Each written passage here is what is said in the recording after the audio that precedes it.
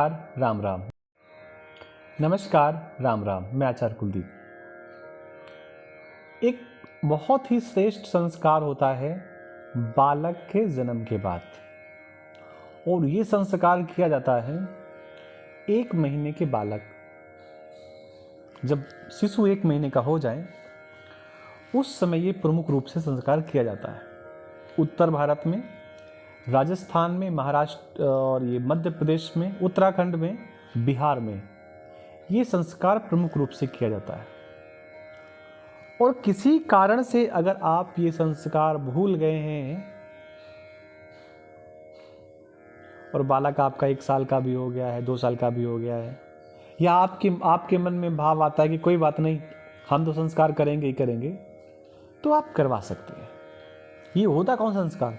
इसको कहते हैं कुआं पूजन। देखिए, जब ये नल और मोटर वगैरह की व्यवस्था नहीं थी तो जल का स्रोत या तो नदियाँ होती थी या कुआं होता था। तो इसको कहीं कहीं नदी पूजन भी कहते हैं और कहीं कहीं कुआं पूजन भी बोलते हैं, और कुछ स्थानों पर इसे जल का पूजन भी बोलते हैं। कहने का मतलब है जल में भी कोई देवता है, इस बात का एहसास दिलाने के लिए, इस बात को बताने के लिए कि वो बालक जीवन भर जल में भी देवता को समझे, जल का भी आदर करे, जल का किसी प्रकार से अनादर न करे, जल के साथ कोई ऐसी क्रिया न करे कि जल का दुरुपयोग हो। जैसे घर धुलते धुलते धुलते कब वो जल का पाइप रास्ता धुलने लगे लोगों को पता ही नहीं चलता है। कब वो घर साफ करते करते 4 बाल्टी पानी अपने घर के द्वार पर डाल दिया, पता ही नहीं चलता। हो सकता है उनके जीवन में बचपन में ये वाला संस्कार ना पाया गया हो, कुआं का पूजन न किया हो, तो क्या मालूम क्या महत्व। आज तो बस ऐसे बटन दबा दो, जलाया। कुएं से पहले जल निकाला जाता था। तो जब बालक आपका 1 महीने का हो, अच्छा एक बात और समझिएगा, जो शिशु होता है या कोई भी हो, गर्भ में जब उसकी स्थापना होती तो जल के ही कण से होती है। जल का ही कोई कण माता के गर्भ में स्थापित हो जाता है और उससे फिर पूरी संरचना होती है। कहते हैं जल है तो कल है, जल के बिना कुछ जीवन नहीं है।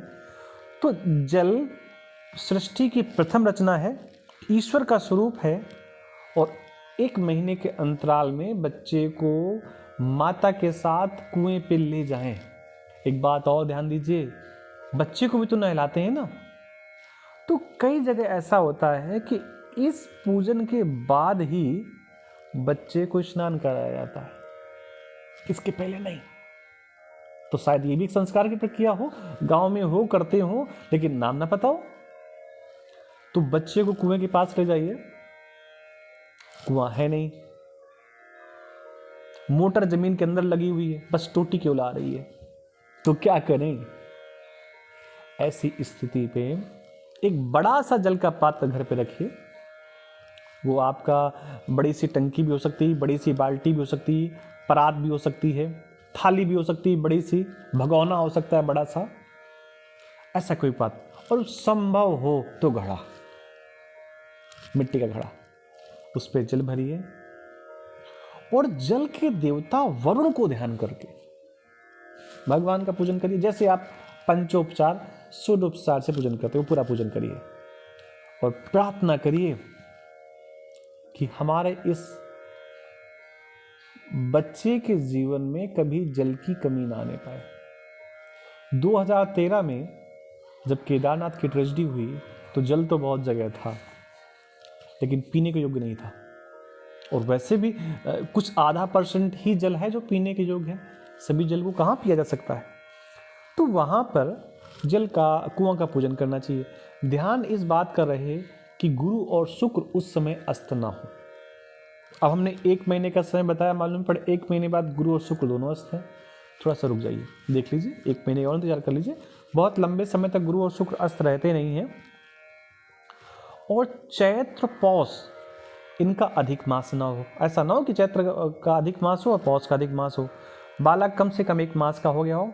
सोम बुध गुरुवार हो। देखिए ये कितने अच्छे दिन हैं। सोमवार हो गया, बुधवार हो गया, गुरुवार हो गया। इन दिनों पर ये संस्कार होना चाहिए। रिक्ता तिथि नहीं होनी चाहिए, खाली तिथि नहीं होनी चाहिए।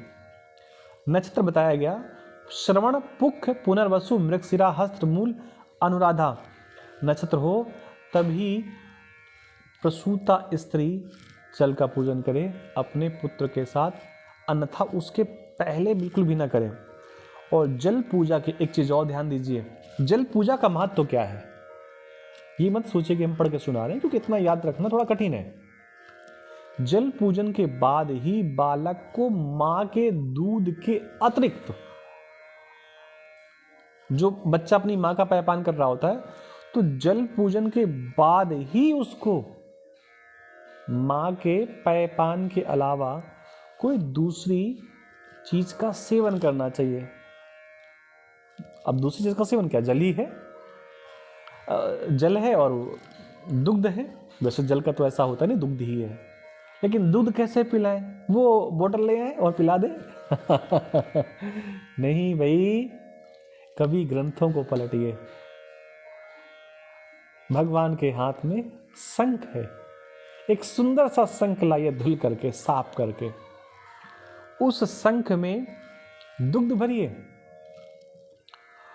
और अन्नप्राशन मुहूर्त के अनुसार, जो अन्नप्राशन का मुहूर्त होता है उसके अनुसार बालक को अतिरिक्त दुग्ध पिलाने की बात कही गई है। शंख में रख करके के पिलाने की बात कही गई, और बोतल में नहीं कही गई, चम्मच से नहीं कही गई, कटोरे से नहीं कही गई, शंख से कही गई। एक चीज और, इसका मतलब है कि सभी के यहाँ शंख होता होगा, तो नहीं होता होगा तो कहीं ना कहीं आसपास या व्यवस्था कर सकते हैं, और उसके बाद अपने कुल देवी देवताओं का पूजन करें और बाकी भी पूजन करें, और इस प्रकार ये आपका कुआं पूजन हो जाएगा।